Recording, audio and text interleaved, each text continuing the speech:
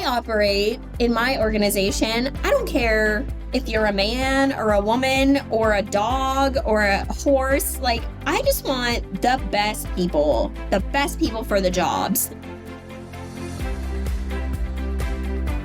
Hi, I'm Nick Warner. As a dad, a lucky husband, and as a business coach, I value people and relationships above all else. But next is winning, sustainability, and healthy culture. I've been a business owner for 25 years and served for decades as a special advisor to business and government leaders at all levels. Let's just say I've seen some stuff. My passion and my expertise are helping motivated professionals and businesses find the highest level confluence of what they want in life and business. This is what it feels like to be together at the top. Thank you to our sponsors, Scholl's Brick and Rogaski, Three Bridges Consulting, Kathy Olson at Ships and Trips, and Connect Strategies. Jennifer Saha is the owner and managing partner of Golden Bridge Strategies in Sacramento, California, a powerhouse consulting firm to some of the biggest and most innovative companies on the globe. Jennifer was on the show exactly 1 year ago, headlining our Emerging Leader Roundtable, which was episode 23. If you haven't listened to that interview, it's really good. Jennifer and her team of advisors work with technology and other business and government leaders in their dealings with state and local government, primarily here in California, which is the 5th largest economy in the world. Jennifer's job is to get her clients positioned to win big contracts with state and local government, and they win a lot. For context and disclosure, I've been coaching and consulting Jen and her team for 3+ years. It's been a professional distinction to be involved in this manner with your team, Jennifer, and with your growth as a business leader and as a person too. Jennifer has various titles she comfortably and expertly wears, but in essence, she's a strategic business advisor at the very highest level, and it's going to be awesome to match wits today. Jennifer Saha, thanks for joining us. Where are you today? And please say hello to the people of Together at the Top. Hi, thank you. I was a little shocked when you said it was a year ago that we filmed the last one of these, because it seems like maybe a couple months, and it just goes to show like time is so fluid and really just kind of flies by. I'm in downtown Sacramento. We have offices here close to the Capitol. I'm loving life. It's crazy busy. We're about to embark on a holiday. And if you've worked in government or really anywhere in industry, you kind of know that like this sort of in between Thanksgiving and Christmas is a bit of a downtime for those government employees. What they love to do, though, is drop a bunch of work on us right before they go off on vacation. So I'm working with clients right now on a couple of huge bids that are due in this sort of interim quiet time. Yeah, it makes sense for government, frankly. I hadn't thought about that. They leave it to you and industry to apply for the bids or the grants, the RFPs, and then when they come back from holiday, there it is. So, I mean, in a way, it makes sense for government. It's just hard on you and your clients, frankly. Totally. Yep.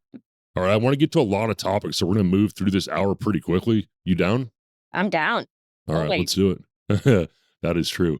Tell us in your words what you do and give us a sense of where you are now compared to where you and your company were 3 years ago when you got more serious about your personal growth and training in the executive space and started to really grow your company. So I think like the most important thing is realizing what you don't know how to do. And when I called you, Coach Nick, I was like, hey, I need some help. Like, I have never run a business. We are very good at what we do. And I have trained for my entire career to help businesses navigate government. But running a business is not something that I had done before. And you have incredible advice. And I've really taken advantage of that. Because it's like you have to hire people and work with people and get a team in place that will support you and free you up to do what you're really good at doing. I mean, the business has definitely evolved. I think like when I started this 5 years ago, a little over 5 years ago, it was just me. And I was like, hey, I need a bench. I need people I can call on for help.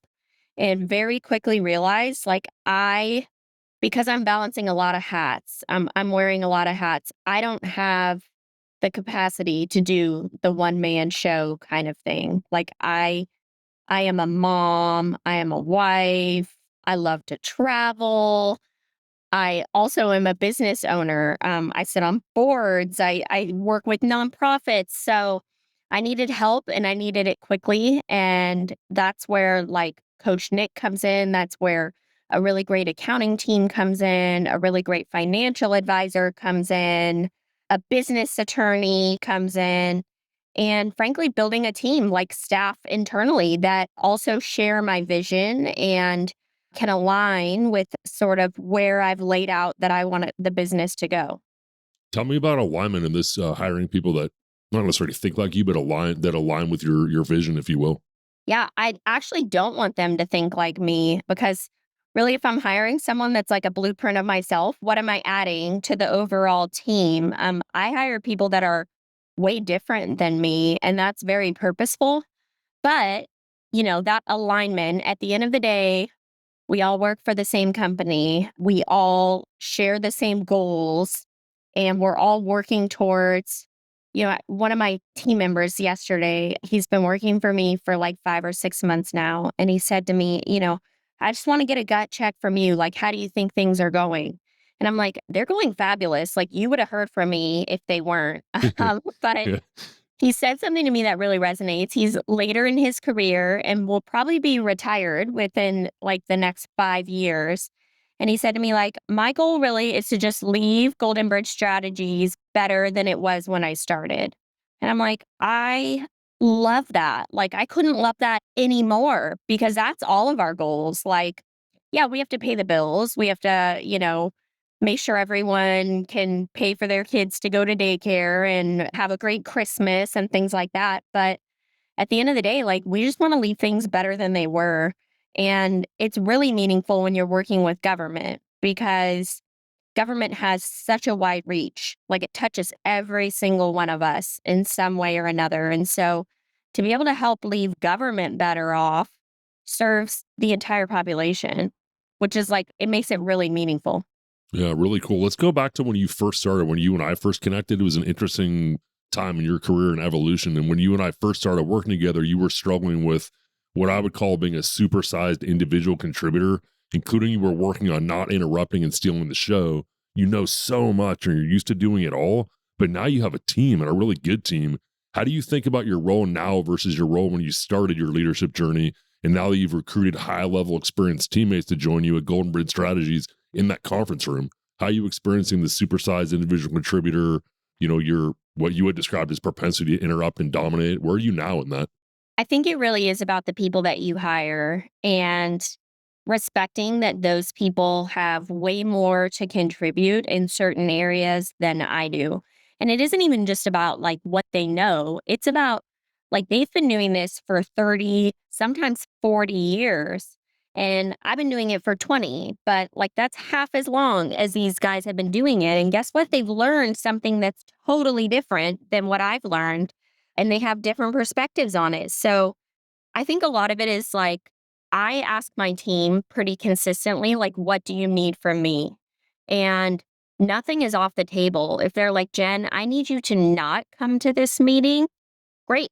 Happy to not be there. And then just loosening the reins, having trust that they are going to align to that strategy that we've put in place overall as an organization. And then kind of setting them loose, right? Like, what is it that you want to do more of? I have one of my team come and say, I'm really good at business development. I would like to start pitching new clients to bring on board. Fabulous. I love that. Like, yes, that's going to leave this company better off than we started. So, sort of giving him, I love that. What do you need from me to make that happen? Well, I'd love to see like a proposal and I'd love to sit in when you're pitching it so I can understand the value proposition from your perspective. And then, yeah, turn me loose. Like, let me go play golf with these people or let me go have lunch with them. And I love that. Like, how how lucky am I to have a team that is like open and free with where they want to take this company and their own career growth. But I think that's kind of the key. Like, I have very seasoned professionals, and I say that not to say that they are old, but they are approaching retirement. Like they have achieved their goals in their career and they're at a place now where they're like, we don't have to prove ourselves. Like our work, our resumes, our knowledge base speaks for itself. So when these guys come to me with an idea, you better believe I listen to it. Like, I would be an idiot not to, because they're bringing more to the organization, frankly, than I'm paying them. Like, don't tell any of them that, but, like, they bring so much It's like value. not that many people listen to the show. Right, I Only know. several Like, thousand in Sacramento, so don't worry ugh, too much. um, they bring so much more value to me than they cost me, and I feel like that's something that everyone should strive to bring, even when a client hires us. Like, my goal is to always bring more value to that client than I'm costing them, right? Like, I wanna improve their government standing by helping them win millions of dollars of contracts, and I am not costing them as much as I'm helping them bring in. I feel like that's just like business 101, right? Like, I always want to be delivering more value than I'm costing someone. And I have a team of people that does exactly that. Yeah, I love that, frankly. I start out being an expense, and I don't know if I ever said it to you, but I say it to people. I put pressure on myself. It's just internal in me. I want to turn my red money green really quickly. I want to be really easy to spend money on because I want to add value above and beyond what you're paying me for. And it's competitive drive. It's an ethic. It's a earnestness, if you will. And I think you have that. That's great. You started to get external in terms of what you bring to the client, and I appreciate that. But I want to stay internal for just a moment before we talk about your role as an advisor and how you think about that role with really powerful, influential, successful people, by the way. But if I was to ask your team, Jennifer, when you weren't around, of what you bring to them internally, because I get what they bring to you. I mean, we're only scratching the surface, but you're describing it well. And I think most of us understand they bring a lot. What do you bring to them? So you're getting into this whole area of like self reflection that I'm not super good at, honestly. And like, even me saying I'm not super good at it, like, I don't know if you would ask my team if they would say I'm not good at it, but I mean, I think that the value that I bring to them is sort of this North Star of like, here are my values. If you don't align with these, we don't have to work together. Any of my employees could start their own business and be extremely successful. And that's what I love about them. Like, they have made a decision not to do that and instead to align with the brand that we're building at Golden Bridge Strategies. And I as much as, and like, we've had discussions about this, you don't want your name on the door because then it's all on you. Like, I recognize that I am Golden Bridge Strategies, and like, my brand is the brand of the company, and it's the brand of all the people that work for the company. Like, they are very supportive, and they have my back and the back of the company more than anyone I've ever met. And like, I wouldn't have it any other way, because if we're not interested in improving and building the company and the brand of Golden Bridge Strategies instead of like Jen Saha or, Joe Smith, like, that's where we're missing an opportunity, because like, collectively together, we're so much stronger than any one of us individually. So I hope that I'm bringing, I mean, they tell me what they think I'm really good at and where they want me focused. What do they say? That's what I'm after. What do they say? What do they need? What's your North Star? They're like, "Hey, we know that these people will take your calls before they'll take any of our calls, before they'll take any of our clients' calls. So like, we want you out meeting with these people." And I'm like, "Yes, I'm happy to do that. I love that. Yes, that sounds fun to me." Driving new business, like, I don't really think of myself as a salesperson. It just feels wrong, but they were like, "Jen, I know you don't think of yourself like that, but you're really good at it." Go Like, find us cool people to help. yeah, we want you out there talking to companies that we could help, because, we think there's really good alignment, and like, you sell it better than any of us on the team. So I think not only like having the recognition that I'm not the best at everything, like, they have it too, and they know what I'm good at. But it's a little like, I don't know, self-awareness, and like, being loud and proud with what I think I'm good at. It's something that everyone kind of struggles with, but it has been something that, well, this, coach, but that I've been working on, and having that team behind me gives me confidence, really, because I'm not just talking about myself anymore and what I'm good at. I'm talking about what the team is good at. And I'll be damned, like, that team is really good. Yeah. And your clients need to be good too. Yeah. Why do they take your call? They, quote unquote, why do they take your call? Because I know, quote unquote, they do.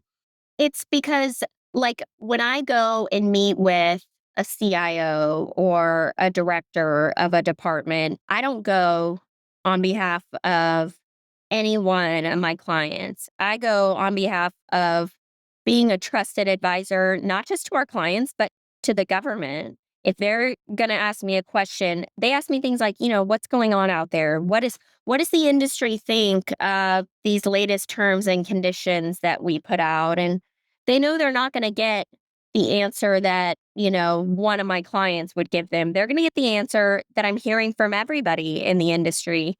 And I actually, a technology leader came and said, Jen, no one bid on this bid that we put out. Like, what's the deal? And I'm like, I'll tell you exactly what the deal is. You made this term unworkable. You required this, and no one can meet that. And they were like, this is so valuable. Like, how come no one is telling me this? How come none of your clients wrote a letter and said, these are the problems? And I'm like, because they have to bid on stuff with you again. Like, They they're don't want to tell you your bid is stupid. They're right. going to either try to figure it out or they just won't bid quietly. Yeah, no one is going to tell you your baby's ugly. I am happy to tell you that because it's not my opinion. It's the opinion of all the people that I talk to and that call me, whether they're my clients or not. Sacramento is a ridiculously small town. I have monthly calls with people that aren't my clients. I have monthly calls with some of my clients' competitors, not to disclose anything or violate any trust agreements or anything like that, but just like, what's going on? What are you hearing? What are you working on? Like, Well, on the premise that high tide rises all ships, these are industry discussions. totally, they're industry discussions. And it's like, what are you guys seeing? What are you hearing? What are you working on that we as a collective technology community can help each other with? Because partnerships is number one, like with any of our clients, or frankly, even in business that we do. Like, if my team cannot do it, I guarantee you we know someone who can. And we are not above calling a friend and asking them to help us out on something because that's how we all improve government service, right? Like, that's the foundation. Make things work better for government and for all of our citizens. The industry and the government have the same goal. And that's when it's really fun to work towards that goal. Again, rising tide. Yeah. Yeah, I appreciate that. Let's take the internal and start moving it toward your external job, advising clients. And I want to get into some emerging leader stuff too, because I get asked so many interesting questions, and you're between here and there. You're an emergent leader. You are a leader, but you're still very young, and you said 20 years in. And so it puts you in between my true emerging leaders and, like, I'm making this up, a 60-year-old CEO. And it's so interesting to hear how you think about things, how you talk about things. But I want to start with just a level set on how you think about your role as an advisor to business leaders. Advisor, consultant really means different things to different people. How do you think about your role when you're advising sales and executive teams, especially, Jen, when the client wants to reverse course or do something they may not naturally be inclined to do without your urging? Where does advisor come in? So, like, my clients will tell you, if I am strongly urging you to do something, you better do it. Like, they don't pay me. That look on your face was scary. I'm glad I was looking at you when you said that. I'm like, yes, ma'am. No, I mean, it's one of my clients said, "Yeah, yeah, Jen, I'm going to do it. Like, don't worry, I'm going to do it." And I'm like, "Then I really need you to do this. Like, all of my clients will be responding to this. I need you to respond to it." And he was like, "Trust me, Jen, like, I do not need 5'2" of fury coming at me the next time I land in Sacramento. Like, I'm going to do it. I promise you."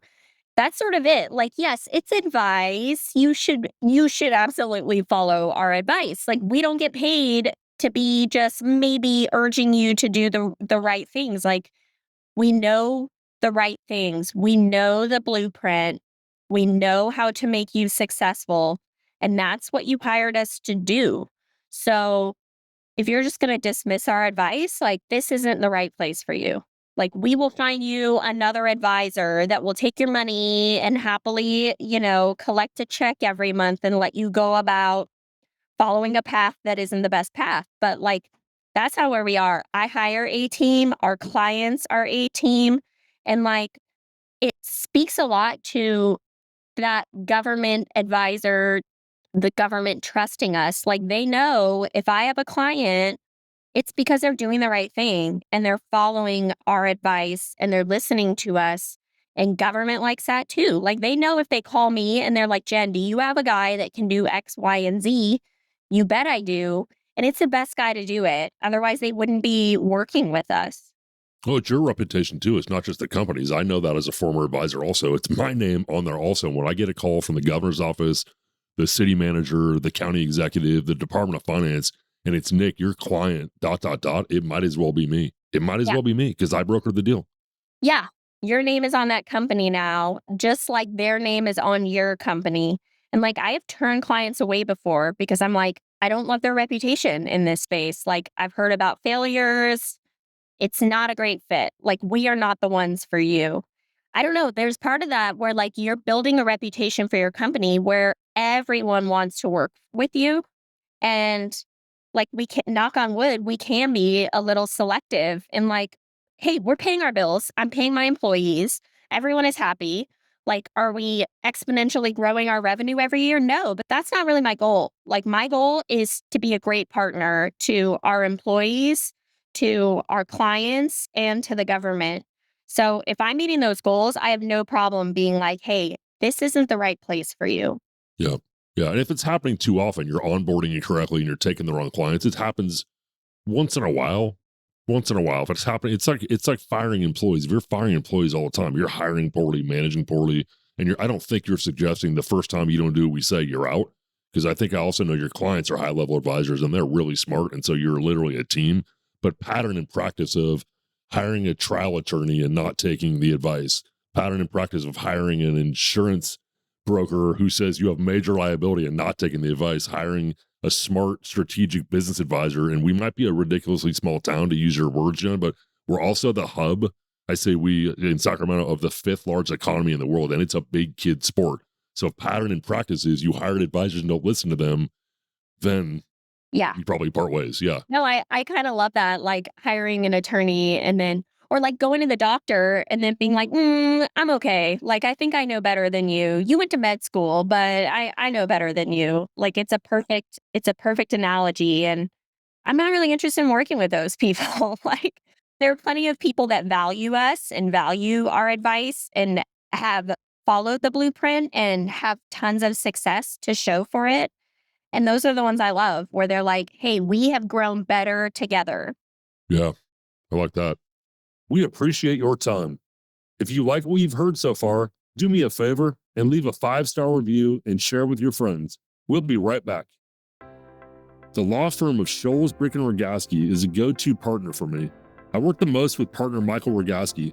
I go to them for business contracts, strategic legal counsel to maneuver through or around complex business situations, HR and employee issues, startup needs, intellectual property protections, collection matters, and recently the purchase or sale of a business. I really like the fact they tell me if they're not the best fit and they give me a warm referral if I need it. Also, unlike so many attorneys, are totally level-headed and calm. I've experienced it like their slogan says, small firm service, large firm result. Contact Michael Rogaski at sbrlawsd.com.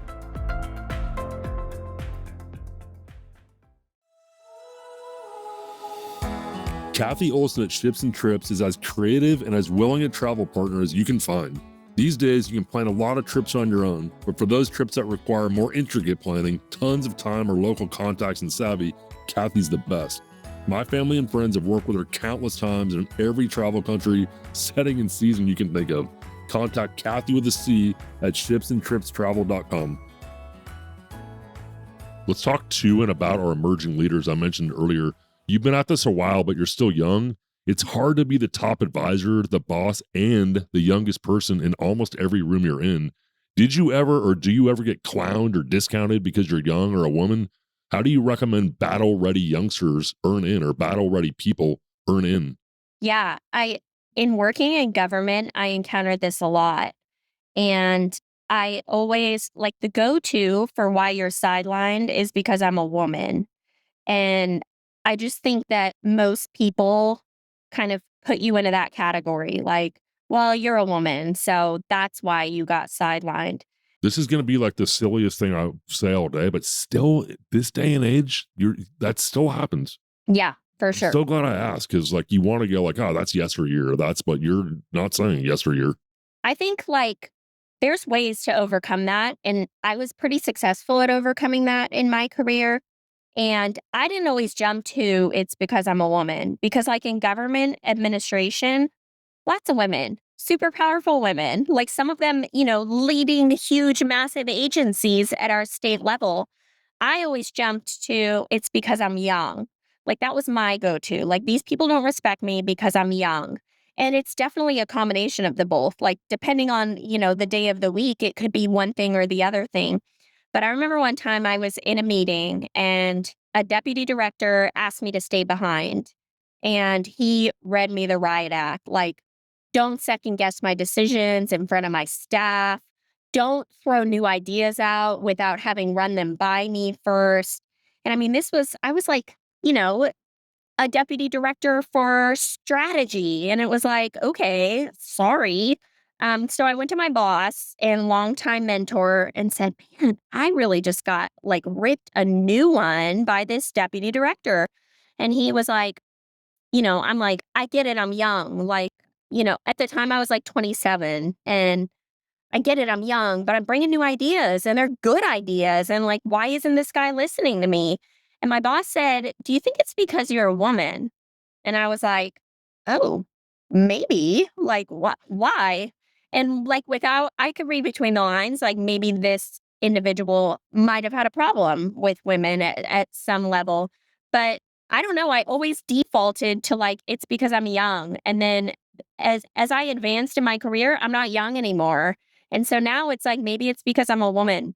But you know what? I work with a lot of tech companies, and diversity in the tech industry is a big problem, right? It's like a bunch of I tell my clients this all the time. It's a bunch of middle-aged white guys. And I'm like, hey, we need to mirror your clients. We need to mirror who you're working with. Let's get at least a woman in here. Like, come on, guys. You have very capable women on the team. Like, I don't want to see another client day with a bunch of middle-aged white guys. Like, I just don't. And like I do have to tell you, I have the best clients in the world, and never once have I felt because frankly, like if they're sidelining me, cool, like go find a middle-aged white guy. If you'll listen to them, that's fine. Like I've hired a couple. So like let me bring them into the room. But I think finding that balance of working with people that respect you and respect your talents, regardless of your gender or your age. And like, I have to tell you this story. I went and spoke at a women in technology conference one time. They had me on a panel about government. It was a lot of like hemming and hawing about like, I didn't get the job, a man got it instead, and I asked a question, I swear to you, like, they almost kicked me out of the room. So this woman was like, I've interviewed for 3 jobs and I've gotten passed over by men every single time, and they need to hire a woman. And I was like, were you the most qualified? And it was like someone died. Like, it was so quiet in the room. And she was like, "What do you mean?" And I'm like, "Well, those guys that got the jobs over you, did they have more experience or like were they more qualified? Did they have something in their resume that aligned them better for the position?" And it was like, "How dare I ask that question?" And I was like, yeah, never getting invited back to speak at this conference anymore. But I mean, I don't know. Like, I operate in my organization. I don't care if you're a man or a woman or a dog or a horse. Like, I just want the best people for the jobs, like, regardless of what color their skin is or whether they're a man or a woman. So it's funny because I feel like I attract clients that are very much in the same vein, meaning like that middle-aged white guy client of mine had an opening and I'm like, I would love a woman for your guys' team. Like I would love that. Or, diversity. I would love a minority on your team. And they were like, yeah, we get it, but, like, look at this guy, and I'm like, "Oh my gosh, that guy would be a rock star at this." Like, I don't know what color his skin is, but I'm looking at his resume and yeah, like, you should hire this guy. I think it kinda cuts both ways, right? Like, we want to further those goals of diversity, but we also want the most qualified team. And you can have both, you can have it all. And I think that's where a lot of the tech companies that I work with are heading towards. But yeah, I mean, they hired another middle-aged white guy, and the guy he's a rock star. And I'm like, God, I'm so glad you hired him. Did it get them towards their goals and diversity? Maybe not, but like there's still time and there's still people to hire. Yeah, really interesting. You said on the episode a year ago, you used this phrase, and we were talking about a similar subject of being young, and you were talking about this big interview you had in the governor's office back in your, I'm going to guess, like young 20s, and you were interviewing with a cabinet secretary a cabinet secretary in California Yeah. And I told him I wanted his job. had hundreds of thousands of employees, and you told him you wanted Yeah. his job, and he used this phrase, and sometimes you have to have an unreasonable amount of confidence. So in Yeah. keeping with the theme of younger folks, younger professionals, emerging leaders trying to work their way in, tell us more about your thoughts on a reasonable amount of confidence versus erring on the side of caution, not saying something stupid, as an example. Yeah. I'm dealing with this right now with someone who's very close to me, and he is a very like by the books, by the letter kind of guy. And he's interviewing for jobs. And I know he sticks to like the letter of the word. Like, tell us what kind of experience you have with this. And he probably tells them, I don't have experience with that. And I'm like, you have to stretch. Like, you don't have experience with exactly this, but you have experience with all these other things that are so closely related to that. Like, I just encourage everybody, I was looking at a bid response yesterday, and this is a Fortune 500 company responding to a State Department, and they said, we have 0 to 5 years experience doing this. And they were looking at it as the team of people, these 3 people have 0 to 5 years experience. And I'm like, no, you guys as a company have decades of experience doing this. Which is The true, I assume. Yeah, Yeah. absolutely. Like, we're not being dishonest. But I'm like, guys, you have to think outside of the box a little bit, get creative in what your entire life experience brings to bear for any decision you're making, because it is extensive. And so, I mean, another way to say the unreasonable amount of confidence is like fake it till you make it. And I kind of hate that phrase. Like, I really do, because no one's faking it. Like, we're not faking that that company has decades of experience doing it. We are just thinking outside of the box. And is it at times unreasonable? Maybe, but I don't think it really is. Like, own it and blow up those boxes and think of like everything. They tell you to do this when you take state exams. So, like, they have these state exams for like a manager, a staff services manager at the state. And they ask you all these questions like, how many years of experience do you have, you know, analyzing finances? And an inside the box person would be like, well, I've had a job at state government at the Department of Finance for 3 years. So I will put 3. And I'm like, no, no. Like, how long have you had a credit card? How long have you had a bank account? How long have you been investing in your, 401k and looking at how long have you had that Robinhood account? Add all those years up. Like, you are a 30-year-old person. You have at least 15 years experience managing finances. Like, it's just the way life works. Is that dishonest? No, it's not. Like, it's super straightforward. And if they were to like drill into that and ask, I'd be like, no, I don't have experience managing the books of a state department. I have 3 years experience doing that. But I have 15 years experience in managing the books of a household, or managing the books of the bar that I worked at and had to close out the till every single night. So, like, looking at your life experience and helping to sort of translate that and massage that into what a client may be looking for or a state department may be looking for, I think is where like that unreasonable confidence comes into play. Yeah. We appreciate your time. If you like what you've heard so far, do me a favor and leave a 5-star review and share with your friends. We'll be right back. Three Bridges Consulting did the video on the recently rebranded nickwarnerconsulting.com. I really love the video because it helps me sell by speaking directly to my prospective clients. Dennis and Sean at Three Bridges Consulting are high-level storytellers for the purpose of helping my prospective coaching clients understand what differentiates me from the pack. A recent new coaching client literally said to me, "You don't need to sell me, Nick. Your video sold me. I understand what you do and how you'd work with me as a client." That is a true story. You know I love that. Contact 3BC at threebridgesconsulting.co.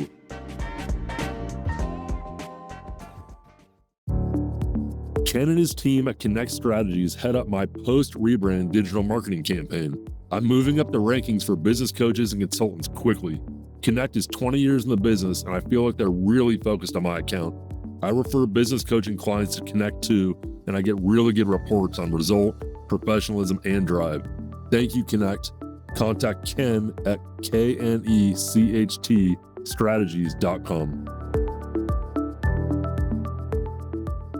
So here's some scenarios I want to run by you. These are like real life things I get as a business coach, and some of them stop me in my tracks. These are really good questions, and I don't have a canned answer for them, but I would love to hear your thoughts on some of these things. So I got a call, it doesn't matter, a couple of months ago. I'm putting on a training conference for a client, and my colleague here in the office wants to bring his wife. That's absurd. Don't you agree? Nick, what do you think? What did you say to him? I want to know what you You said. want me to start? Okay. Okay, I want to know what you said. it's a little. Well, I was wondering if you're going to think that was a setup here. It's a trap, Nick. It's not a test. It's not a trap. I had to think about it because what I said to her was, I think I disagree completely. I think this is your colleague who also staffs the association but isn't the head of it, investing more, not less. Are others bringing their spouses? Is there a history at this conference of bringing spouses? Because when people bring spouses to conferences, it creates a sense of community. And if you're putting it on, it could really warm this conference up. And I really applaud. Now, you have to check with the big boss. And she said, I never even considered it was anything other than inappropriate. And when she brought it to the big boss, he said, awesome. I love that. That's fantastic. And it, frankly, I think flipped her mindset. She's young and hasn't seen some of these things, but had the wherewithal to call me because she had a strong reaction. Thoughts? What are your thoughts on that? Yeah. I mean, I wouldn't bring my spouse. And frankly, if I did, he'd probably rather be anywhere but sitting in a conference session.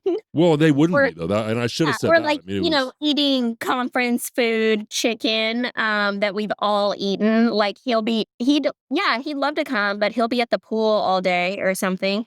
But so I've seen it both ways. Like I've never seen a conference forbid spouses from coming. Like if you're paying for the hotel room, you're paying for your conference admission.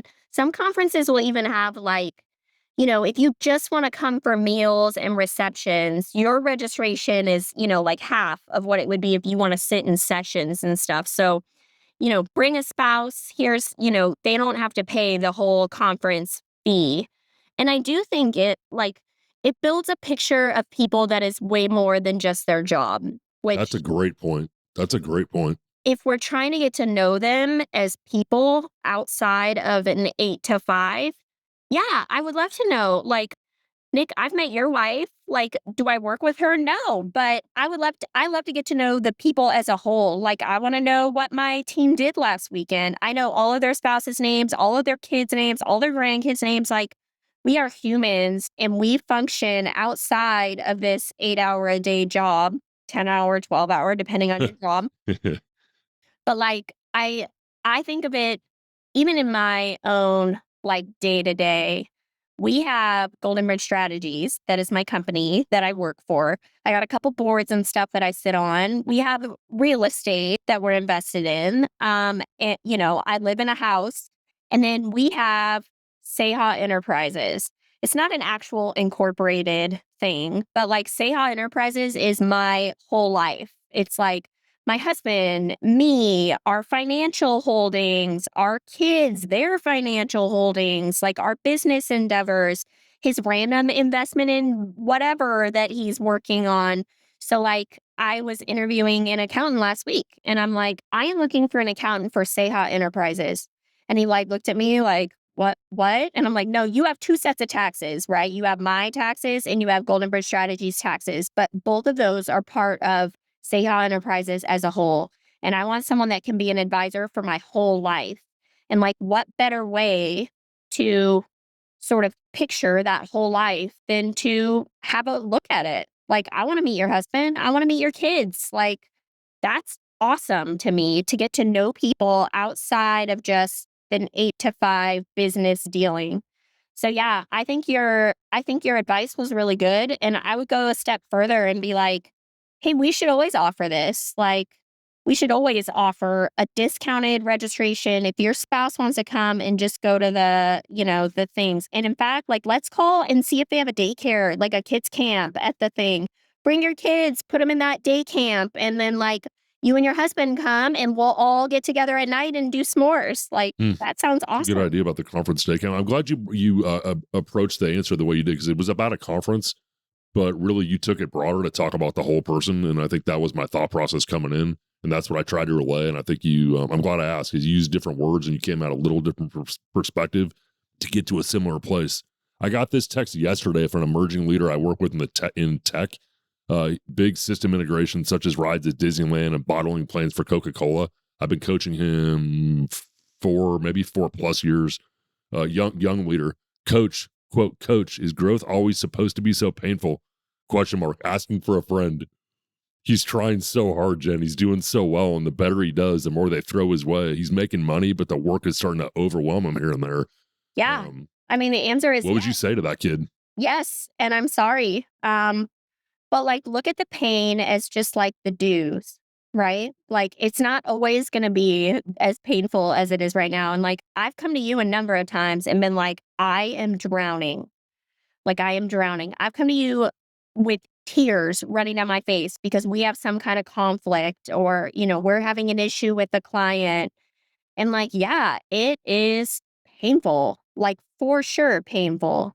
But like your resilience and how you come out of that, because you will come out of that. And like that's something that you have really taught me is like, it will get better. It will always get better. And so, like, sort of living in that, but knowing like this is temporary. Like, this point of me absolutely drowning is temporary.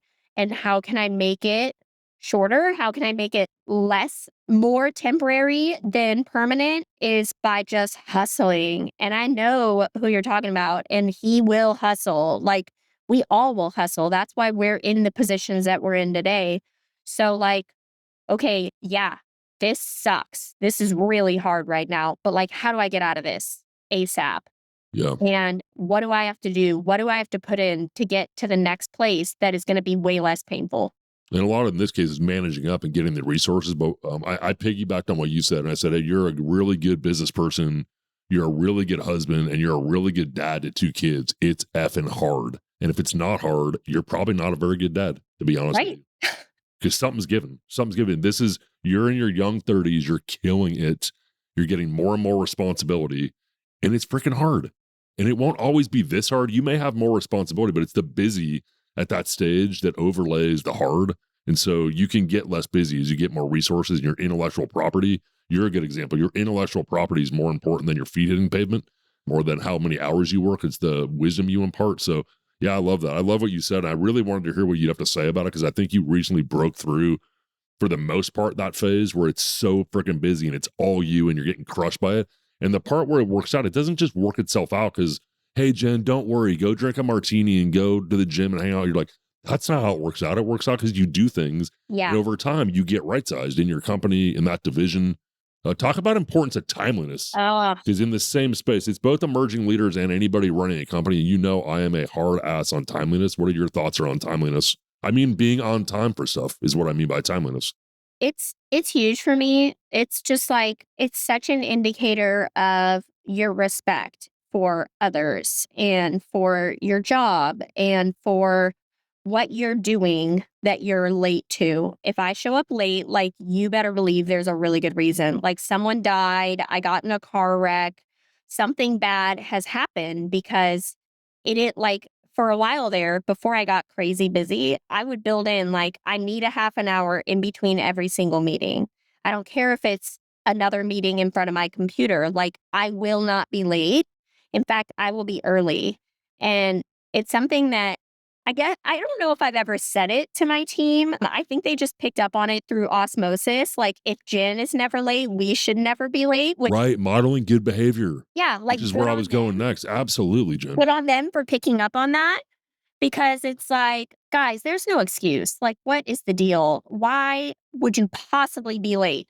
And yeah, like shit happens, but at least let me know. Like, if I'm going to be late, you will never have me just not show up somewhere without a text from me. Hey, I'm 2 minutes late. I'm, doing this, I'm doing that.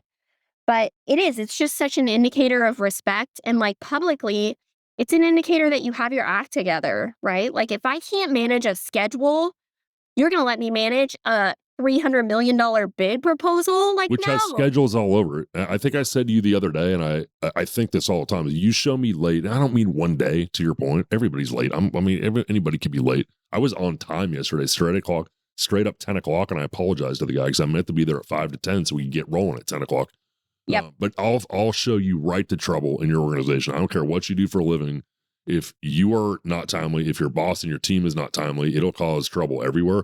But I really appreciate what you said about modeling good behavior because we need people to level up in a lot of ways. Typos, what they wear, how we manage conflicts, interrupting. Do we cut corners and then tell people to be precise and sharp? Gossip is another area where if the boss is gossiping, I have a couple of leaders where I'm like, I need you to get out of other people's offices after these meetings talking about what other people said. You're not that person. It's spreading like wildfire. Talk to me about modeling good behavior and how that impacts your ability to, frankly, impact others as a boss and as a leader. Yeah.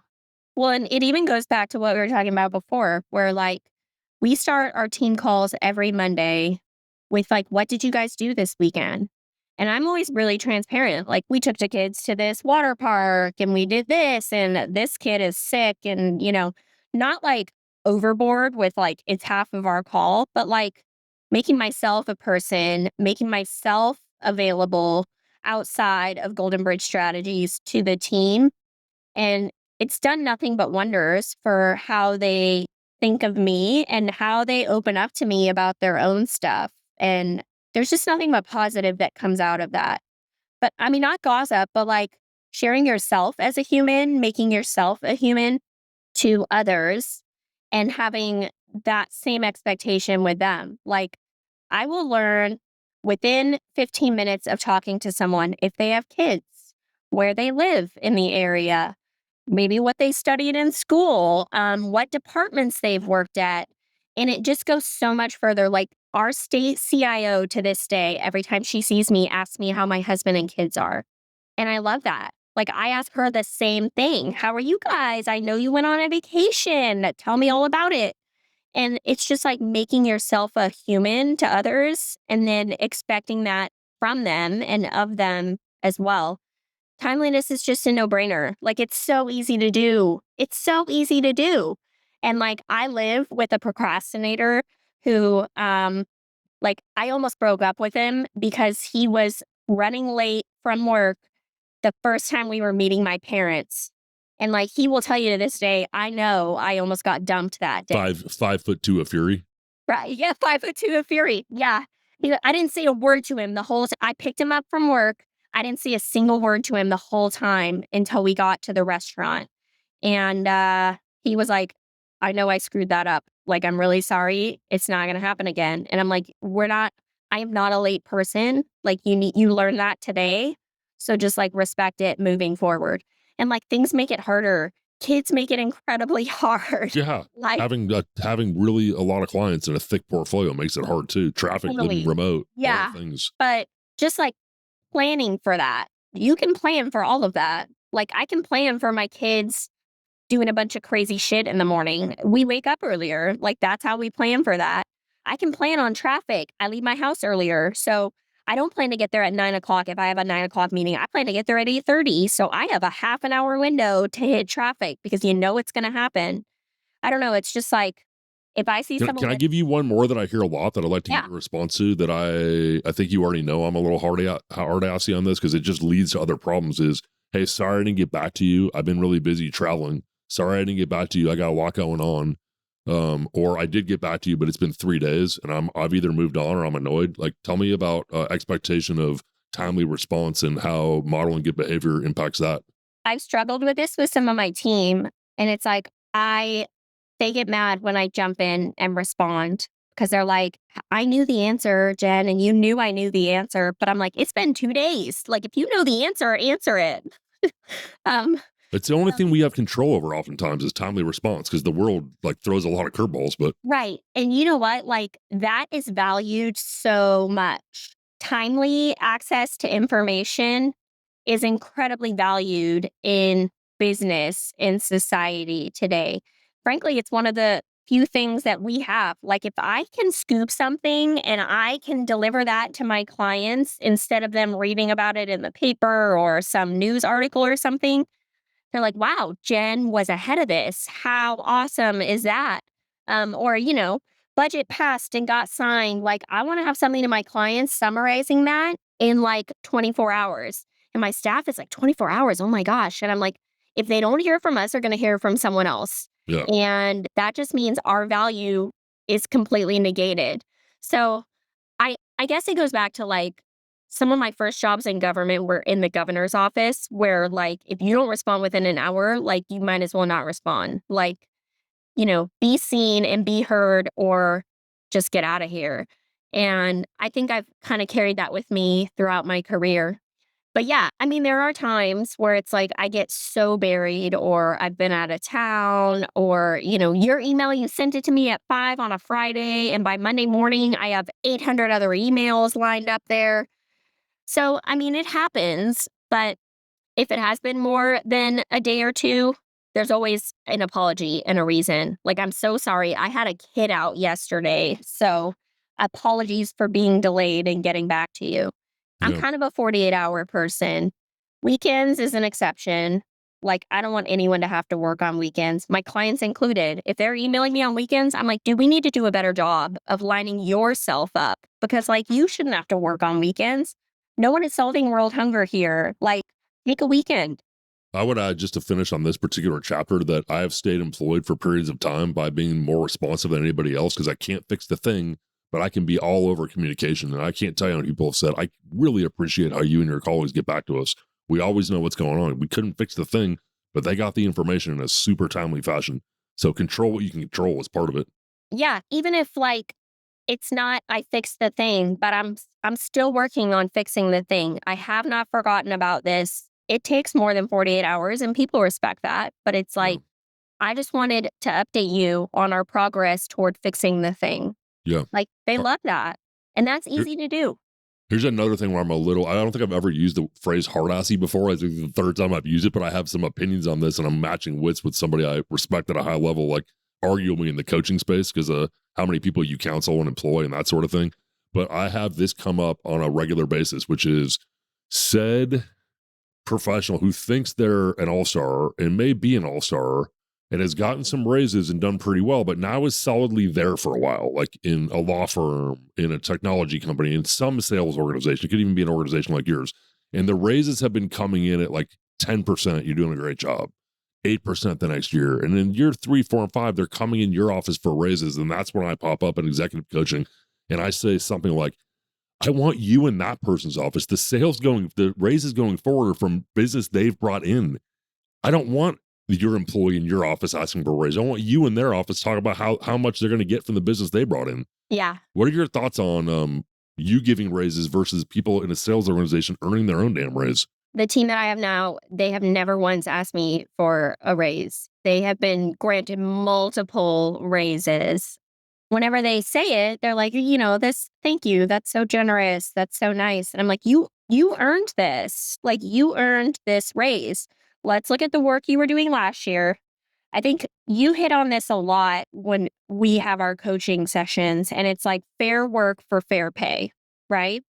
Like if I have someone who was doing this A, B, and C last year, and this year they're doing A, B, and C and D and E, of course they should be making more money. Like we as a company are collecting more revenue from D and E. And so what kind of boss would I be? Like again, with the rising tide floats all boats, it's the same thing for this company and for compensation. Like when Golden Bridge Strategies wins, we all win. Like I'm not socking away and investing in, fancy Bugattis and Rolexes. Like when we win, we all win. And just expressing that in frankly, whatever way they want that to be expressed. Like my husband asked me, "Are you going to do like a Christmas party or an outing or a lunch or something for your team?" And I'm like, "My team doesn't really value that. What they value is like cash in their pocket." And so I'm going to take whatever money I would have spent on a nice, party bus and day at the winery, and I'm just going to write them a check. Or I'm just going to buy them an Amazon gift card worth like whatever I would have spent in their portion of that. And he was like, "Really? That's lame." And I'm like, that they have been very clear to me what they value and what they want to do. And like, who am I to question that? Like, absolutely. If that's going to make them happy and that makes me happy, frankly, it saves me a half a day. Like, I also value that. So Good yeah, listening. it's been kind of good Yeah. in that respect. Yeah, what you're saying is I might bring in the business, somebody else might bring it, but if we're all working on it, everybody wins. It's not just me. I'm buying it. I'm buying in a team, but and I'll close on this as I want to get to something else. I want to get your thoughts on bad business is never good. And if you want me to start, I will, or you can start. Um, but it's not a zero sum game. When you're coming in my office asking for a significant raise and you haven't brought in business, my thought is let's not make this a zero sum game. Let's make more pie. Go bring in a client and then let's talk about a raise. You can get 3% or 5% at a certain point, but you're mistaken at a certain point in the sales organization when you're X number of time or months or years in, usually where it comes from the zero sum. No, go make more is my thought, But I Yeah. also like what you're saying. If we win as a team, then everybody wins a team. So I've certainly practiced that and I really believe in that. Well, and I get there's quite a few people that would love to work with Golden Bridge Strategies, and I count myself as really fortunate in being in that position. They work for amazing companies already right now, and they have great jobs, and they're like, "Jen, when I leave, I'm gonna come work with you." And I'm like, "You know what? Anybody that is awesome," and these we're not talking like B players here, like they're kick-ass, incredible workers. I'm like, "I would love to have you. You need to bring some clients though." Like everyone has to pay for themselves, whether, you're asking for a raise, that's great. Like, have you paid for that raise? Like, we should be trying to aim to do that for our clients. We should be trying to aim to do that in any employer employee situation. Like, I want them to bring enough to this organization to be cost neutral. And if someone can do that, I would be crazy not to hire them. Like, yes, you can come and work here. Like, bring more in than you are costing me, or at least as much as you're costing me. And then, yeah, let's go from there. Let's go from there. So bad business is never good. You want me to start or you want to start? You can start. All right, I'll start because I've been saying that for a long time in businesses I've run and places I've been an advisor. And then I got stood up on that point. Like somebody made me reconsider it, even though I still stick with my premise. But the person that made me reconsider it, I had a construction company I was advising, and they were really concerned about the economic downturn. And we were talking about this. And they also had a client that was giving them a lot of trouble and was getting potentially litigious. And they should have known coming in that it was a bad client just because of the nature of the positioning coming in.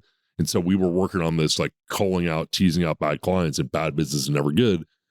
In my work for this person, I was networking and finding mentors to help me with some like just their view of the industry. And I was using my network to get different views from my own experience. And I got referred to a 78-year-old company owner who said to me, "Well, I disagree with that." So I heard him like, "Hey son, I disagree with that for the following reason. There's really bad And downtrends you're in the like, "Oh shit, I should listen." Right? Like, Right. And I did. There's really bad downturns in the economy. So sometimes I totally disagree with you. You take what you can get to feed your family and keep your crew employed. yeah, And I was like, yes, sir, I agree.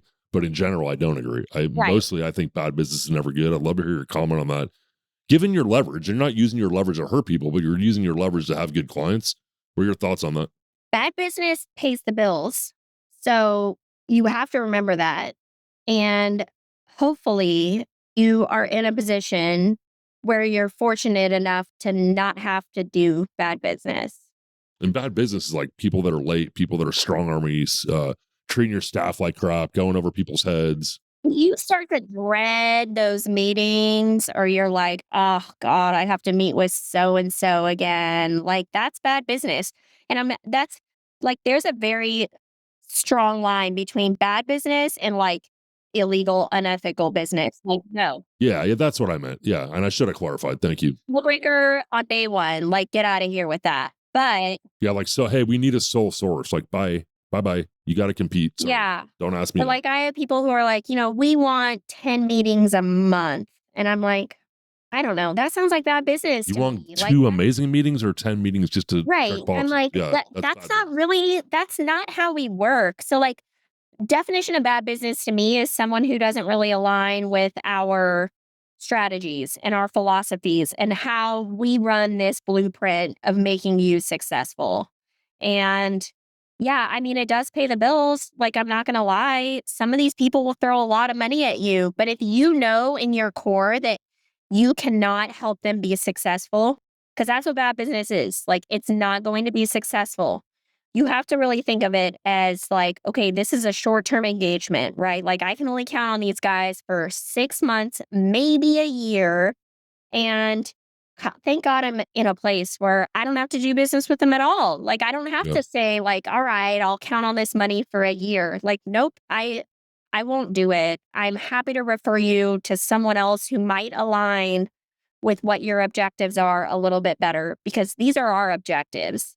And if you don't want to get on board with those, this isn't the place for you. Yeah, but I do take what you said at the fore. Not but, in addition to what you said, I take what you say at the fore. I align it with what the construction gentleman told me, which is, and you used a great phrase, I just don't want to go to it very often. Bad business pays the bills. There's a line of demarcation somewhere where it's not just painful, it's actually like bad, Right. and hurting you. But that's usually not what we're talking about. Sometimes it is, but I'm going to file him away and your phrase away for the rainy day. Like, it still pays the bills. Try not to do it, but it could pay the bills. Like, not long term, it won't pay your bills, but you're going to get a check from them. And yeah, you can cash that check and you can pay your bills with it. Is it painful? Yes. Is it awful? Does it feel slimy and not great? Of course it does. That's why it's bad business. So I don't know. I'm fortunate, knock on wood. Like, we don't put up with that here. It's like we are an A team. We are working with A team clients.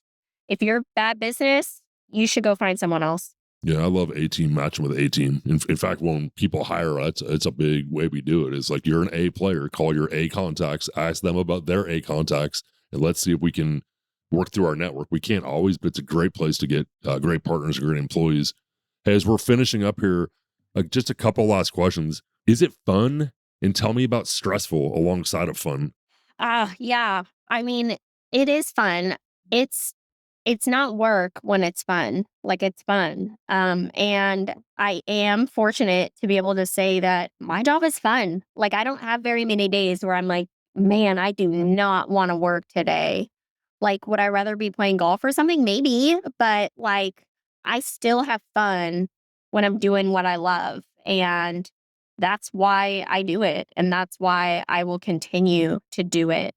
Is it stressful? Yeah, super stressful. And like those days where I'm like, "Ugh, I do not want to deal with this. Those days might be because it's going to be insanely stressful.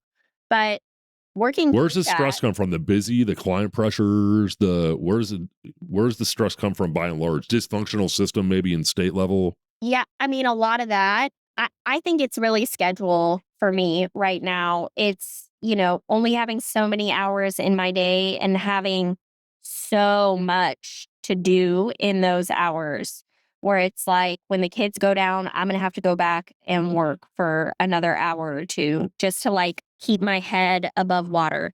I'm just busy. It's just really busy. And like that's Say Hi Enterprise is busy, right? Like I don't end Say Hi Enterprises at 5 p.m. Like, I've got to go pick up a kid. I've got to feed them. I've got to get them to karate. I've got to get them home, bathed, homework. Like, your your second job, which arguably should be your first job, starts when your day job ends. And that doesn't mean that like the client stop. I was on the phone with a client at like 8:30 last night talking about a visit they're coming to town for today. So it's just a lot. There's a lot on all of our plates and managing that and keeping your mind on, one thing versus the next thing. That's where a lot of the stress comes from for me. And like we've talked about this a lot in our team here and in my marriage, my Say How Enterprises team of, like mental load and you handle this and you team at work handle this and call me when you need help with this and I am not going to be on these calls and you guys handle them. So I think just like surrounding yourself with a kick-ass team that you can really delegate to with confidence is incredibly important in sort of managing that stress. But it's still fun. Like at the end of the day, I still love doing it. And I don't want to miss that karate class. Like, would it be easier if I just said, you take them to karate? Like, sure. But I love watching that. Like, it's fun. I don't want to miss the meetings with our clients. I love our clients. I want to be in those meetings. So, sort of managing that with wanting to do everything, but realizing you can't do everything and you have to delegate some of it, I think is where just the stress exists. Yeah. We interviewed Susie Loftus, who currently is the global head of security for TikTok. And she said the most interesting thing. She said she's always gone for the biggest job as a mom because the biggest job provides the most flexibility for her to be a mom. That's interesting. Like, because you would think that a lot of those wouldn't. I mean, there is, like I was talking to a friend about this who is also a business owner and a mom. And, she said, we're our own boss, but we're not really. Like, I have, 15 bosses in all of those clients, and any of them have the power to hire or fire me and make a substantial difference to like the bottom line. So, yeah, it's funny. I feel like, am I my own boss? I mean, I am to the effect that I can be like, "Hey team, pick this up. I got to go to kindergarten class today." But at the same time, like you're weighing decisions every single day about how you spend your time, and I don't know, I mean those decisions like they do get more flexible the higher up the ladder you climb, but they're also bigger decisions, right? Like there's more on the line. Yeah. Yeah. I really appreciate hearing your thoughts on that. What are you excited about? And what else should I ask you before we sign off? Is there anything I'm missing? I mean, you know, I am excited about where technology and government is going. And this is like the geeky in the weeds side of me that is like why I have fun doing my job. But like, we have heard AI is going to be a game changer, but it really is going to be an incredible game changer. Like government today will not look like what it looks like today in 10 years. And do I know what it'll look like? I have some ideas. I'm going to position my clients to help with a lot of that. But just the incredible opportunities that some change presents us with at this point in, society and history with AI and everything that it can bring to operations globally, like government, private sector, my office, like AI is going to be an incredible game changer. And I'm excited to be here for the ride. Tell us really quick about your podcast because I know you talk a lot on your podcast about these trends, and it's really taken off. And it's not nerdy because it's easy to listen to. It's actually kind of fun because I don't share your excitement like quite the same way or expertise, but it's really easy to listen to because it bounces from 30,000 feet to 15 and once in a while down to ground level. Tell me about the podcast. So, started a podcast with a colleague in Sacramento who works in government technology as well, but it's really focused on government technology. It's called GovTech Today. I'm sure we can put a link to it in the notes and everything, but we really just dive into everything government technology from procurement to how do you market to government to like, what is this new executive order on AI and what does it mean to industry? How do you sell to government because it's different? Why is it different? So it's kind of anything and everything. Sometimes it's just me and the co host talking about a random topic. Sometimes we have guests. We have the director of California's DMV on it with us. I mean, say what you will about the DMV, but they've come a long way. Long way, yeah. And so it's great to kind of get different takes from professionals that are working in this industry. It releases every other week. It's not long. They're like, 20, 30-minute clips total, but it's really fun. We didn't really do it thinking it would be like, the next all in podcast or anything like that. It's just fun. Like we're passionate about it. And so it's great to get behind a camera and sort of kick around these ideas about where it could go. And I got a note today from a guy that I've never met, but he said, "Hey, I'm interviewing for my first sales job in technology and it's selling to state governments." And so I just wanted to tell you how much I appreciate your podcast. I've been cramming all the episodes before my interview tomorrow." And I was like, Really "Oh, cool. like that is why we do it." And he said, "P.S. You make it really fun." And I'm like, that is high praise. Like to make government technology like the most unsexy, dry, boring topic ever. He said, "You make it really fun to listen to." And I was like, okay, like we're doing something right. So I'm feeling good about it. It's super fun. It's not a huge strain on our time. It's like we already know all this stuff and we live it and breathe it every day. So to like put it in a new format that is consumed and that could maybe make a difference, super fun. Super fun. Super fun to interview you. If is anybody curious why I asked you to come back on the podcast or why I I am. love my job? I was You're like, not after "Me? you listen to this. Okay." You won't be. No, I mean, it's a lot of fun. Working with you has been, I mentioned before, a high honor. I've learned a ton from you. I'm super proud of you and your team. I really look forward to our sessions, and opportunity to learn from you over an hour has been amazing. The phraseology, the energy, the evolution from start to somewhere in the middle is really great, and especially this notion of Jen Saha Enterprises and the way you process it and the way you live it. So thank you, Jen Saha, so much, and thank you to our producer Riley Byrne, Megan Tuck, Mark Byrne, Hillary Waite, Apology Podcast, and of course, Alex Warner on research. Thank you again, and please join us next month on Together at the Top. Thank you so much for your time. Together at the Top thrives off listeners like you. To stay connected, follow our socials in the show notes and leave a review on Apple Podcasts. We will be releasing our show on the last Tuesday of every month. See you next time. At Nick Warner Consulting, we exist to coach and consult motivated professionals. I meet with you on Zoom in focused 90-minute sessions, working toward your goals and developing next-level business skill sets. My job is to add value to your organization and your career. To learn more, visit www.nickwarnerconsulting.com or call me directly at 916-765-3576.